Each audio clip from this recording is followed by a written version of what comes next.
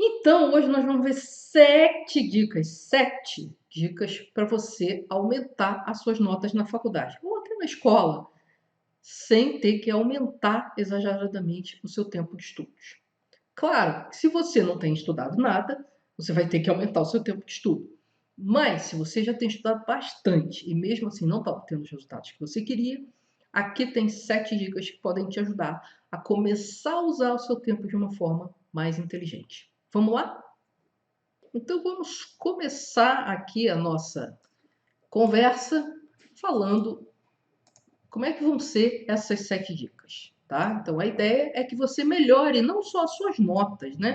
As notas são importantes do ponto de vista formal, mas o que a gente quer mesmo é também melhorar a sua aprendizagem. E uma coisa, obviamente, está relacionada com a outra. Se você aprende de uma forma mais eficiente, mais produtiva, aprende de verdade, naturalmente as suas notas tendem a ser maiores, ok? E a gente vai fazer isso através de um uso mais inteligente do tempo. Tá? Então, cada dica dessa vai te ajudar a usar o tempo de uma maneira mais inteligente. Tá? Algumas considerações antes de a gente começar a ver quais são as dicas. É o seguinte: não tem nada aqui de super mega espetacular. O que tem são pequenas mudanças, algumas das quais você já deve ter ouvido a sugestão, outras talvez sejam novidade para você, mas que à medida que você vai empilhando uma pequena mudança em cima da outra, você vai obter como resultado uma grande diferença no rendimento que você obtém na hora de estudar. Né? Então você pode ter o mesmo número de horas, mas mesmo assim ter uma produtividade em termos de aprendizagem muito melhor, desde que você estude certo. E a última dica que eu vou colocar aqui dessas 7 é a mais importante de todas. E eu acho que ela vai te surpreender, tá certo? Eu não passo o vídeo não, porque as outras 6 dicas são importantes também, ok? Vamos lá. Primeira coisa que a gente vai falar é sobre anotações. Tem várias dicas aqui sobre anotações e que podem te ajudar. Eu estou falando aqui basicamente de anotações em aula, mas você pode também usar para anotações quando você está estudando com videoaula, se você faz um curso de EAD, ou quando você está lendo um material técnico, uma apostila, um livro didático, alguma coisa, também vale. É importante anotar, sim. Mesmo que seu professor te dê todos os slides mastigadinhos, a anotação não tem a finalidade de registrar tudo que o professor fala. E aqui a gente começa com a primeira questão aí. E a gente vai falando, então, aqui o que a gente sabe das pesquisas sobre anotações. A gente sabe algumas coisas bem interessantes e que talvez não sejam esperadas, tá? E uma delas é a seguinte: essa aqui é mais ou menos conhecida. Quando você anota à mão, você aprende muito mais. Aí você fala assim: ah, mas anotar na mão é mais lento, a minha letra é ruim, não sei o que, não importa. O que importa é que você faça suas anotações à mão e não num computador, num tablet e tal, porque você vai memorizar mais, você vai parar mais para pensar, você vai estar mais envolvido ali com o assunto. Então, as pesquisas mostram que quando você anota à mão, você aprende melhor.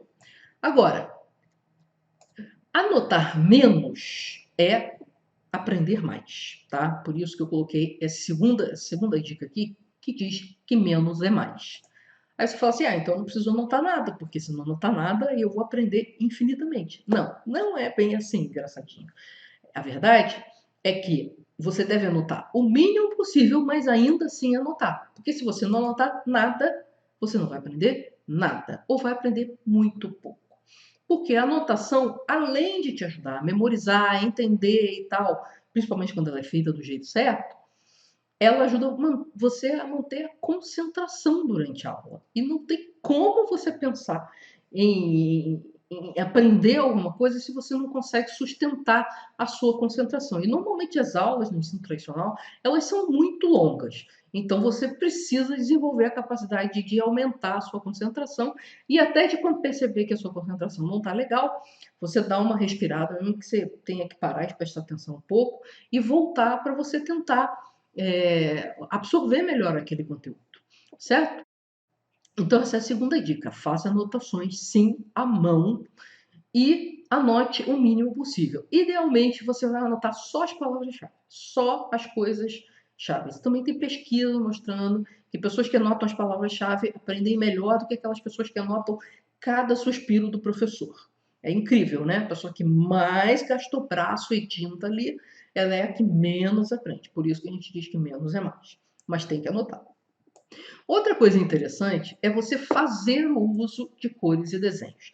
Essa imagem aqui é de uma pesquisa, de um artigo publicado, isso aqui foi testado com alunos americanos e alemães, tá? Era um convênio entre dois grupos de pesquisa e tal. E o mesmíssimo assunto era ensinado com dois sistemas. Esse sistema aqui é sobre o sistema imune, tá? E esse sistema aqui. Qual é a única diferença? As únicas duas diferenças é que esse sistema aqui, além de colorido, os objetos aqui, eles têm carinhas, eles são, digamos assim, humanizados, né? São antropomorfizados. E aqui não, aqui são figuras mais simples. E eles descobriram nessa pesquisa, se você quiser entrar nos detalhes dela, tem um artigo lá no blog, eu vou deixar o link aqui embaixo do vídeo, em que eu explico, mostro essa pesquisa, tem essa figura, tem outras coisas e tal, e eu detalho bastante o que eles falam, mas o resumo da ópera é que os alunos que trabalharam nesse sistema aqui, aprendendo a mesma coisa e tal, eles aprenderam muito melhor. Então, cores e desenhos importam sim. E você vê que não precisa ser lindo, né? Porque essa interface tá feia pra caramba. Mas a cor e o desenho, que tem um aspecto humano, principalmente, aqui nesse caso eles estavam vendo isso também, eles ajudam você a memorizar melhor. Tem vários porquês disso aí, tá? Mas eu acho essa pesquisa interessante porque ela foi lá e mediu numa situação muito, muito parecida, ok? Então, é legal você ter aí suas canetas coloridas e tal, mesmo que você não seja do tipo que faz florzinha no caderno, porque a questão não é estética, a questão é que as cores ajudam você a distinguir as coisas e os desenhos ajudam você a representar a informação de uma maneira mais completa, e isso tudo vai ajudar a sua memória. Então é bom você ter aí umas canetas coloridas, você fazer uns diagramas, você fazer umas representações com desenhos das coisas que você está aprendendo, tá? E se você for levar isso mais longe ainda, uma coisa legal é você ter anotações que tenham estrutura. Tá? A anotação mais conhecida com estrutura, mais eficiente, na verdade, não é nem a mais conhecida, também é bastante conhecida, mas é feita de muitas maneiras erradas, tá? Mas ela é extremamente poderosa quando feita do jeito certo. E essa anotação, você já está vendo aqui, se você conhece, é um mapa mental. Então, o mapa mental é essa anotação aqui não linear, tá? Por isso que ela tem uma estrutura, né? E a ideia é justamente ter uma estrutura espacial. Então, ela é uma anotação não linear. Normalmente, isso aqui está virado assim, mas normalmente ela é assim, uma folha A4. Você coloca a ideia central, às vezes coloca um desenho aqui também para identificar que ideia é essa, abre alguns ramos que são os subtópicos e vai desenvolvendo esses subtópicos. E vai colocando desenhos também para representar. Então você tem aqui cor, você tem desenho e você tem estrutura espacial que ajuda o seu cérebro usar as duas melhores memórias que a gente tem, que são a memória visual e a memória espacial, certo? Para quem tem alguma questão aí com o mapa mental, ou acha que é muito difícil, ou tentou fazer e fez errado e achou que não funciona, ficou com trauma, alguma coisa desse tipo, ou tem vergonha de fazer mapa mental, porque o colega do lado vai ver que seu caderno está virado ao contrário, alguma coisa do tipo, tem um outro tipo de anotação que também ajuda. Não é tão eficiente quanto o mapa mental, mas é bastante boa, que é a famosa anotação de Cornell. Ela usa uma folha de caderno comum, só que ela é dividida em três partes. Então você deixa aqui uma coluna aqui para você ir escrevendo as palavras-chave, que são super importantes para você memorizar com eficiência. Aqui você vai colocando algum detalhamento. Aqui você pode desenhar, fazer diagrama, pode e deve, tá? Quanto mais desenhado, colorido e com diagramas aqui, melhor você vai estudar, aprender essa matéria aqui. E aqui tem um espaçozinho para resumo. Isso aqui, bem utilizado, ele funciona bastante bem também, né? Como eu disse, Nada bate o mapa mental, na minha opinião, a melhor ferramenta de aprendizagem do planeta, mas as anotações de Cornell são muito boas também, caso você tenha algum tipo de resistência ao mapa mental. Mas, novamente, tanto o mapa mental quanto as anotações de Cornell, elas têm que ser feitas direito. Se você começar a botar um monte de caixinha e começar a quebrar a continuidade das linhas no mapa mental e começar a confundir com o mapa conceitual e tal, o mapa mental não vai ter a mesma eficiência. Mas feito do jeito certo, ele é fabuloso. Então vamos lá. Então a gente já viu aqui 3 dicas sobre anotação. Faça anotações à mão, faça anotações muito resumidas, de preferência com palavra-chave e resumindo não só o elemento, o conceito, mas também a descrição do conceito só com palavra-chave. E faça anotações que envolvam cores e desenhos e com alguma estrutura espacial, certo? Isso aí vai te ajudar a memorizar com mais rapidez. Agora nós vamos falar de um outro tema que é a revisão minimalista. Revisão é fundamental. E a gente sabe que a maioria das pessoas não revisa a não ser na véspera da prova. Isso é um vício que a gente traz da escola, do ensino tradicional. Isso é péssimo, porque você usa a sua memória de curto prazo, tira uma nota boa e, ou mais ou menos, né? Às vezes a pessoa deixa tão para cima da hora que nem dá tempo de revisar ali o material todo na véspera. Aí ela descobre que não entendeu, aí ela descobre que ficou faltando um pedaço da matéria e tal, e aí dá zebra e a nota nem está tão boa assim. Mas às vezes funciona. E tanto que a maioria das pessoas acaba fazendo isso, só revisão de véspera. Isso é muito ruim do ponto de vista da aprendizagem também. Além de você correr um sério risco de não ter as notas que você precisa, você também, aí já não é risco, é certeza, você não vai aprender direito, porque você está usando a memória de curto prazo. Tanto que se eu pegar a mesma prova que você fez hoje, usando essa revisão de véspera aí, e passar essa prova para você daqui a uma semana, a sua nota vai ser menor, 99% dos casos. Então vamos lá, o que seria essa revisão minimalista? É uma revisão, é o mínimo que você precisa fazer em termos de revisão para que você não jogue todo o tempo que você usa em aula, e olha que quem faz aula presencial, principalmente, gasta muito tempo em aula, fora, porque a gente tem a tal da curva do esquecimento na nossa cabeça, tá? Então, a revisão minimalista é assim. Se for possível, você faz uma revisão imediatamente depois que você fez as suas anotações. Então, por exemplo, imediatamente depois da aula, você dá uma revisada ali nas anotações. Ali entre o professor está apagando o quadro e está trocando com outro professor, alguma coisa assim, se por acaso você assiste a aula na mesma sala, porque tem faculdade, por exemplo, que o aluno é que tem que se deslocar para outras salas. E aí, às vezes, esse tempo fica meio corrido. Mas uma coisa que você com certeza tem que fazer é fazer revisão no mesmo dia, dentro das primeiras 24 horas depois que você viu aquela informação pela primeira vez, lá na sua aula ou na hora que você sentou para estudar, na hora que você sentou para assistir a sua videoaula, certo? Então, se não der para fazer uma revisão imediata, e mesmo que você faça essa revisão imediata, é importante que você faça essa revisão no mesmo dia. Numa situação típica, em que você teria, por exemplo, aulas a manhã inteira, você durante a tarde faria a revisão de todas as matérias que você viu durante a manhã. E a grande sacada para isso não tomar muitas horas é justamente você fazer anotações bem feitas, anotações resumidas, que são coloridas e tal, que ajudam você a enxergar o que tem ali, e mas que são curtas. Você não precisa voltar para o material original. E aí a tua revisão fica muito mais rápida e muito mais eficiente. Tá? Novamente, voltando à questão de que a gente está usando o tempo de uma maneira bem mais inteligente. Certo? Outra forma de você criar um hábito aí de revisão que não vai te criar assim, uma resistência muito grande é toda hora que você sentar para estudar um material que tem continuidade, por exemplo, você leu até a página 50 do livro, agora você vai ler de 51 em diante. O que você vai fazer? Você vai revisar a última vez que você estudou. Suponha que você estudou da 40 até a 50. Você estudou ali umas 10 páginas, fez uma folha ou duas de anotações, e aí você dá uma revisada nessa revisão da última vez que você estudou, nessa anotação, e volta e começa a estudar a coisa nova. Tá? Isso aí é uma forma de você aquecer o seu cérebro para receber a nova informação com mais qualidade e também fazer mais uma revisãozinha. E aí você faz sim a revisão de véspera de prova, ninguém está falando que você não deve fazer revisão de véspera de prova. Isso só não é recomendável naquelas provas assim de massa, né? Aquelas provas de concurso, Enem, vestibular, porque aí você estudou o ano inteiro.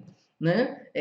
Geralmente é uma prova que você tá tenso, tem muita coisa em jogo e tal. E não dá para fazer uma revisão de véspera. Mesmo que você leve 2 dias para fazer uma revisão de véspera. E o que vai acontecer é que você vai começar a identificar coisas que você ainda não aprendeu ali e vai começar a ter um ataque de ansiedade e isso vai prejudicar o seu desempenho. Por isso que quando você está falando de concurso, de Enem, de vestibular e coisas do tipo, a gente recomenda que você não faça revisão de véspera. Agora, se você está na faculdade e você está fazendo aquelas provas normais da faculdade, você deve fazer revisão de véspera. O que você não pode é só fazer revisão de véspera. Isso é que é ruim. É quando você não revisa nada, você vai assistindo às aulas, vai fazendo as coisas do jeito que vai fazendo os trabalhos que valem nota, né? Os exercícios sós que valem nota, aquela coisa típica mesmo. E aí, quando chega na véspera da prova, você quer revisar.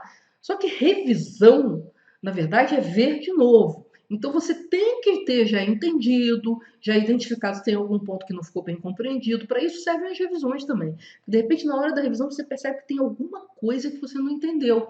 Se você fizer isso de véspera, danou-se. Mas se você faz uma revisão, pelo menos no mesmo dia que você estudou, ou nas primeiras 24 horas, e outras revisões assim, quando você vai voltar a estudar aquele material, você tem ali uma ou duas chances de identificar coisas que você não sabe e de perguntar. De ir lá no professor, no colega do lado e tal, e perguntar o que você. Aquilo que você não entendeu. E aí você tem mais chances de chegar na véspera e realmente só fazer aquela revisada geral para ter certeza de que as coisas estão frescas na memória, ok? E aí, quem é mais espertinho aí nessa coisa de métodos de estudo deve estar se perguntando, mas e a tal da revisão espaçada? A revisão espaçada é a coisa mais eficiente que existe em termos de revisão. Porque você tem o momento certo, os momentos certos, e que você vai espaçando mais no tempo cada revisão, porque aí você vai construindo ali a sua camadinha de mielina para aquelas informações, né, naquele circuito neural que está se construindo dentro do seu cérebro, que representa aquele novo conhecimento. Então, tem toda uma ciência por trás. Isso é uma das técnicas mais bem documentadas da ciência cognitiva, tá? Só que ela precisa de um pouco mais de disciplina, ela precisa de você aprender como é que faz e tal, e você ter uma estrutura que te permita fazer a revisão espaçada. Inclusive, se você tem muitas matérias, para você organizar a revisão espaçada, você tem que ter alguns macetes e tal. Então, entre fazer uma revisão minimalista e a revisão espaçada vai ser mais eficiente. E você vai aprender mais, vai ter uma memória de mais longo prazo. Mas entre não fazer nenhuma revisão, ou só revisão de véspera, e fazer pelo menos esse esquema de revisão minimalista, faça a revisão minimalista. Mas, pelo amor de Deus, faça alguma revisão. Porque senão, aquelas horas e horas e horas que você gasta dentro de sala de aula estão indo todas para a lata do lixo. É em torno de 80, 70, 80, às vezes 90% que você simplesmente esquece e tem que aprender tudo de novo. E aí a pessoa deixa para fazer isso na véspera. Tá? Então, faça algum tipo de revisão, por favor. Tá? E como revisar? Tá? Aí vem uma dica, porque às vezes a pessoa fala assim, eu vou pegar o material e vou ler. Tá? Isso é a pior coisa que você pode fazer. Simplesmente reler o material original, ou os slides do professor, ou as suas anotações, seja o que for. Reler, só reler, é a pior forma de revisar. Porque normalmente é um material que você já viu, ou seja, não tem nem a curiosidade do que vai vir, e acaba ficando chato, e você não presta atenção, mesmo que você não durma, como o nosso rapaz aí, você vai acabar se dispersando e pensando em outra coisa. Então, é de muito baixa eficiência esse negócio de reler. Então, como é que você faz uma revisão que realmente tem alguma eficiência? Você vai esconder uma parte da informação, né? Por exemplo, na anotação de Cornell aqui, você pode simplesmente tapar a parte do detalhamento e, pelas palavras-chave, tentar lembrar o que você escreveu aqui, ok? Ou você pode, depois disso, você pode ir lá e escrever o seu resumo, em tudo que você lembrou, e aí confere e tal. Mas é importante que você tente lembrar, esconde uma parte, né? Faz estilo pergunta e resposta, e vai tentando lembrar daquilo que você estudou, ok? Isso se chama, na pesquisa de ciência cognitiva, de efeito recall. Né? Eu não gosto muito de traduzir, às vezes eu traduzo isso aqui, mas na verdade a gente chama de efeito recall a linguagem da ciência, é em inglês e tal. E aqui tem um artigo que eu coloquei aqui, caso alguém tenha uma curiosidade sobre isso, mas esse é um efeito bastante bem documentado também, que é quando você tenta lembrar, mesmo que você não lembre, e quando você lê, você fala assim, ah, era isso, isso já ajuda você a memorizar melhor. Tá? E as pesquisas são muitíssimo interessantes, no sentido de que você pega dois grupos em que o grupo simplesmente relê e o outro grupo tenta lembrar para depois ler a resposta. O grupo que tenta lembrar, mesmo relendo menos vezes, porque eles têm menos tempo, né, porque o outro grupo só ficou relendo, eles têm uma memorização muito mais eficiente. Então, esconde uma parte da informação, põe a mão em cima, vira a folha, faz flashcards, faz alguma coisa e aí você tenta lembrar, ok? Outra forma extremamente eficiente é você tentar explicar o que você estudou, tá? Você pode simplesmente começar a falar, olhar ali as palavras-chave que você anotou e tentar falar das coisas da forma como seu professor falou, por exemplo. Claro que de uma forma mais resumida, porque você está fazendo uma revisão, certo? Mas se você consegue explicar os principais conceitos, é porque você entendeu e isso vai te ajudar a memorizar melhor. E vai também te ajudar a identificar pontos onde você não entendeu direito. E aí você já marca ali para na próxima aula você perguntar para um professor ou perguntar para um colega que você sabe que entendeu melhor a matéria, ok? E uma coisa muito legal de você explicar a matéria para você mesmo ou para alguém é que você pode gravar. E isso aqui é uma outra oportunidade de você revisar, porque, por exemplo, se você tem um translado de casa para a faculdade ou do trabalho para a faculdade, alguma coisa assim, você pode ir ouvindo a sua própria explicação, que é a coisa que você entende melhor, porque está na sua língua, no seu jeito de entender aquilo, tal. Então é uma outra maneira de revisar, certo? Então você, além de ter explicado, ter entendido melhor, indo mais profundamente e tal, você ainda fica com um material para revisar naqueles horários em que você não estaria fazendo nada de útil, como por exemplo dentro do transporte, ou esperando um médico, ou lavando louça. Dá para usar essa gravação de muitas maneiras. É bem legal. Ok? E aqui também é bem bacana se você ficar com uma escuta bem ativa, tentando lembrar do que vem adiante, tá? Tentando lembrar da sua própria explicação. E aí é bem legal. Então chegamos aí à sexta dica, né? Então a gente falou de dicas sobre anotações, né? Como que elas devem ser, como que você deve fazer a sua revisão, em que momentos e como fazer. No como fazer, a gente tem duas dicas aqui bem importantes. Precisa colocar todas essas dicas em prática? Cada uma delas vai te economizar um pouco de tempo, tá? Porque, por exemplo, quando você revisa o material nas primeiras 24 horas, o teu grau de esquecimento dele vai ser muito menor. Então, quando você for fazer a revisão de véspera, você vai ter muito menos trabalho e vai gastar muito menos tempo tentando aprender coisas que você já esqueceu, certo? Então, a verdade é que cada dica dessa economiza um pouco o seu tempo, mas você pode implementar uma de cada vez e ir aos poucos mudando o teu jeitinho de conduzir os seus estudos para uma forma mais eficiente, ok? Agora, tem uma dica aqui que é a mais importante e que eu disse que pode ser surpreendente para muita gente. Então, e essa é a dica número 7. Então, vamos ver que dica é essa? É dormir bem, tá? Eu sei que você sabe que dormir é importante, mas tem gente que mesmo assim, é igual a história da música, né? Você fala em música, aí tem aquelas pessoas que falam, ah, mas eu só gosto de estudar com música, a música me ajuda a me concentrar, é uma fieira de desculpa, mas na verdade eu ainda vou fazer um vídeo sobre música, tá bom? Mas por enquanto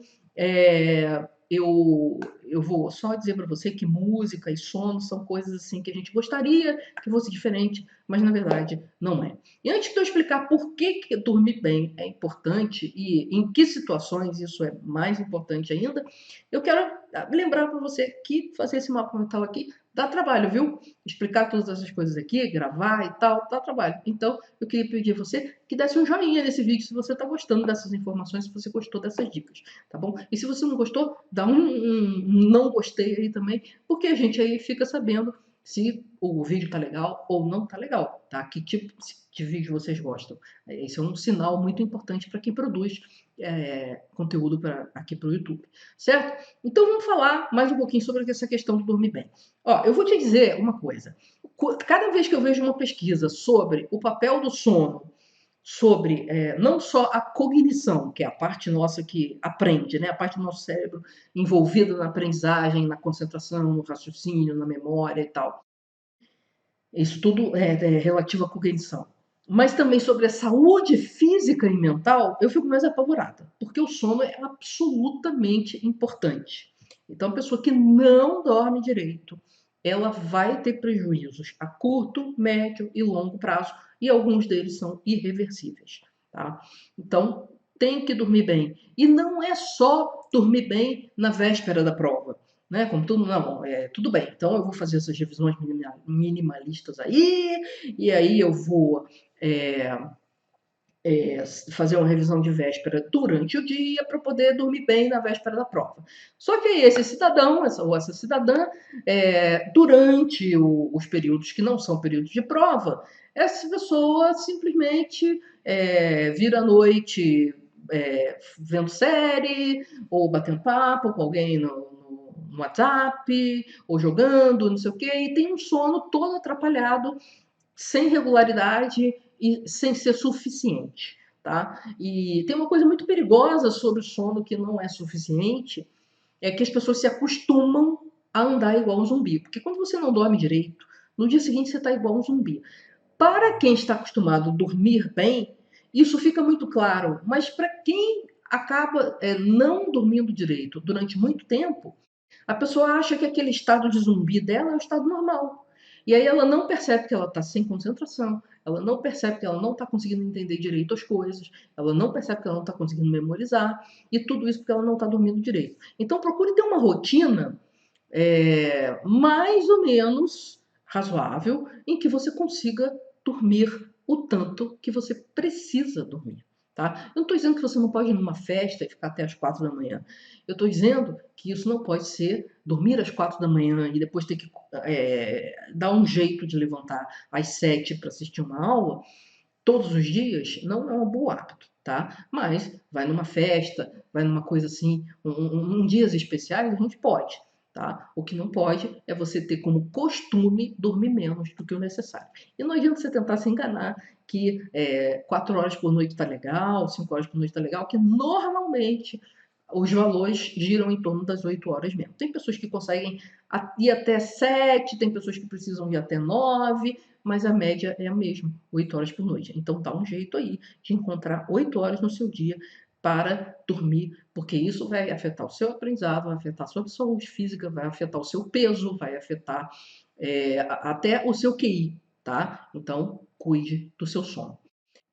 E se você gostou desse conteúdo, além do joinha, que você já deve ter dado, se não deu, dá agora, eu tenho uma dica para você. Você provavelmente vai gostar bastante do meu e-book 16 dicas simples e práticas para aprender mais rápido e melhor. O link para você baixar vai estar aqui embaixo, ou talvez nos cards aqui, se eu conseguir colocar. Mas você vai lá, vai simplesmente fazer um cadastrozinho e baixar o seu e-book. 16 dicas simples e práticas para aprender mais rápido e melhor. Esse e-book está muito legal, o pessoal está gostando bastante e ele está gratuito para você. Então é só lá baixar e descobrir 16 formas de aprender mais rápido e melhor. Então era isso que eu tinha para dizer. Baixa lá o livro e não esquece de colocar as coisas que eu falei aqui para você em prática e você vai ver as suas notas da faculdade melhorarem, certo? Eu sou Ana Lopes e eu acredito que a gente pode e deve redescobrir o prazer de aprender que a gente tinha quando a gente era aquela criancinha que vivia perguntando o porquê das coisas. Até o próximo vídeo.